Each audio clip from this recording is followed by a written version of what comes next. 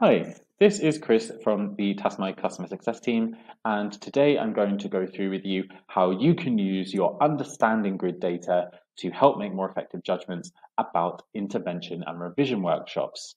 We know that as Easter holidays approach, this is the time when people really start to think about those intervention sessions, those after school and lunchtime sessions, who needs to be coming back for what. Tassomai's data can really support you in making effective, quick database judgments. So I've selected a class. Then what I'm going to do is I'm going to go across to the understanding grid. Now, for those who are unfamiliar with this, a quick explainer. As students encounter more work on Tassomai, the dots will grow in size, the dots next to their names. So the larger the dot, the more content a student will have covered. If there's a blank, then that means that they have seen no questions or quizzes in relation to that topic. The color of the dot will indicate the student's current working accuracy. And as you can see, according to that spectrum, red would denote really weak accuracy, then building to amber, then green, then finally blue. So let's apply that to this class. We can see as this is a science class, the three sciences are organized in the headings along the top, and then we've got every student in this class along the left. Visually, we can quickly see that on average, physics is the weakest of the three sciences.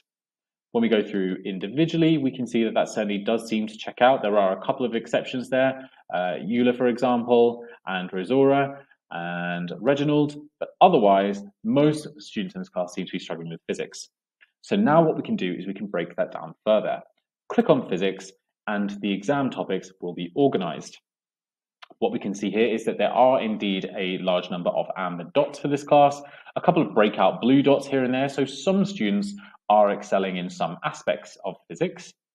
But if we scroll down, what we can see is that next to Vanessa and Xavier, there are two red dots next to this topic in physics, which is particle model of matter. So this is being identified as certainly the weakest area, critically weak, one might say, for two particular students in the class. So now what we can do is we can click on the topic heading to break it down further into the subtopics.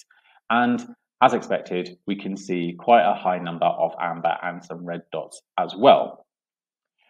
Again, we can see some blue and green dots, so it's not the case that every student in this class would need to necessarily come back to this particular intervention workshop, but it just means that we can now quickly identify those students who would need to.